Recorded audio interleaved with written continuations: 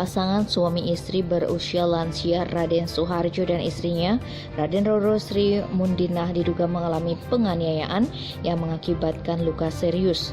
Dugaan penganiayaan itu terjadi di perumahan Satelit Asri nomor 23, Kelurahan Banyuasri, Kecamatan Buleleng, Selasa 5 April pukul 15 WITA.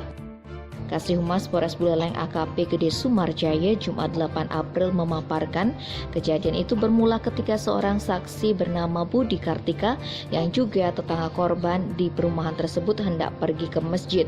Tiba-tiba saksi mendengar suara korban Suharjo minta tolong.